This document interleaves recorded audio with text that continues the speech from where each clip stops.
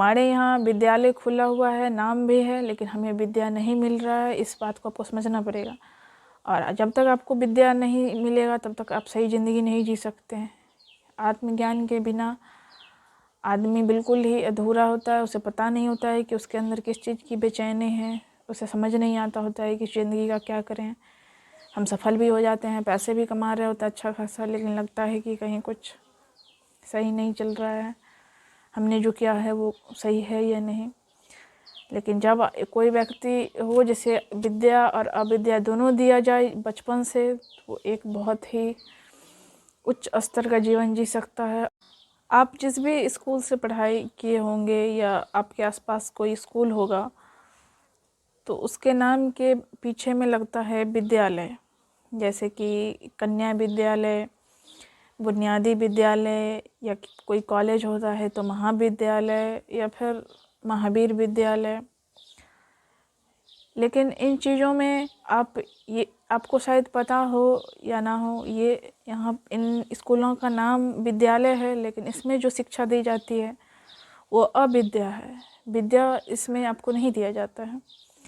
विद्या वो है जिसमें आपको आत्मज्ञान दिया जाता है, आत्म साक्षात्कार होता है, जिसमें आप अपने ही बारे में जानते हैं कि आप कौन हैं, आपका क्या उद्देश्य है। लेकिन इन विद्यालयों में जो शिक्षा दी जाती है उसमें हिंदी, इंग्लिश, अंग्रेजी, भूगोल, विज्ञान, फिजिक्स, केमिस्ट्री, ये सब पढ़ाया जाता है। तो बाकी जितने भी सब्जेक्ट्स हैं आत्मज्ञान के अलावा वो सब अविद्या है। लेकिन इस हिसाब से तो इन स्कूलों का नाम गलत है, क्योंकि इसमें शिक्षा जो दिया जा रहा है वो अविद्या है, लेकिन स्कूल का नाम विद्यालय है। तो इस डिफरेंस को आपको समझना चाहिए। पहले ज़माने में जब आप रामायण काल को देखते हैं या महाभारत काल में, तो उसमें गुरुकुल में जाते थे बच्चे, तो उसमें विद्या दी जाते थे। तो उसमें बच्चे जब निकल के आते थे तो वो एक अलग व्यक्तित्व बनकर आते थे। लेकिन आज हमारे यहाँ बच्चे उस ढंग के नहीं होते हैं।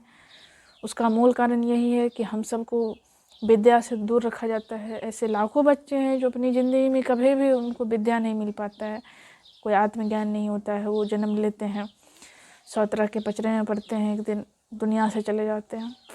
हाँ, कुछ नसीब वाले बच्चे हैं आजकल हैं जो कि चूँकि इंटरनेट का ज़माना है, तो आप इंटरनेट पर बहुत सारे हैं जो आज बता रहे हैं, जैसे कि आचार्य प्रशांत हैं, वो आप तक विद्या भी पहुंचा रहे हैं और विद्या भी आपको समझा रहे हैं, क्योंकि एक सही ज़िंदगी जीने के लिए दोनों चीज़ ज़रूरी है।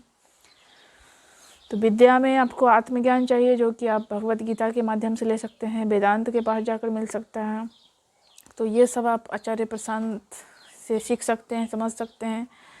भगवत गीता के लिए वो लाइव गीता सेशन है, आप वो ज्वाइन कर सकते हैं। वो वेदांत भी पढ़ाते हैं, उपनिषद, आप इन चीज़ों को सीख सकते हैं। तो हमारे यहाँ विद्यालय खुला हुआ है, नाम भी है, लेकिन हमें विद्या नहीं मिल रहा है। इस बात को आपको समझना पड़ेगा। और जब तक आपको विद्या नहीं मिलेगा तब तक आप सही ज़िंदगी नहीं जी सकते हैं। आत्मज्ञान के बिना आदमी बिल्कुल ही अधूरा होता है। उसे पता नहीं होता है कि उसके अंदर किस चीज़ की बेचैनी है। उसे समझ नहीं आता होता है कि ज़िंदगी का क्या करें।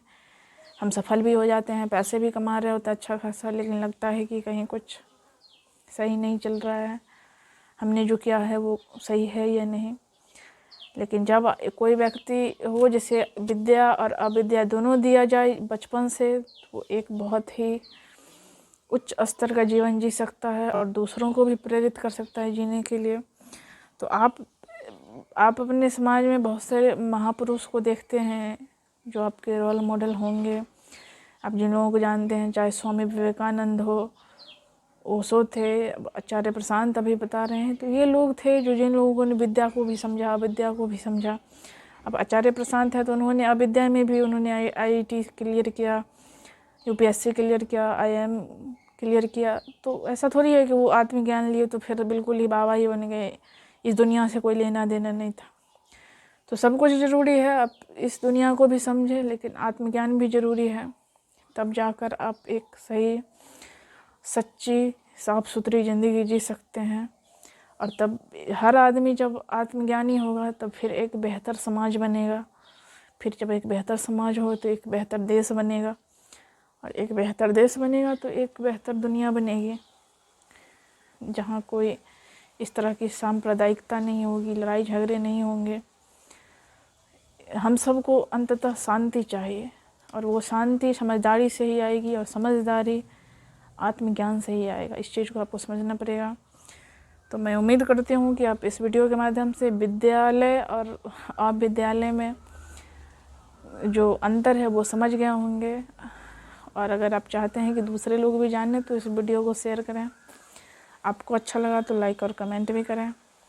हमारे साथ बने रहना चाहते हैं तो चैनल को सब्सक्राइब भी कर लें। आज के लिए इतना ही। बहुत बहुत धन्यवाद।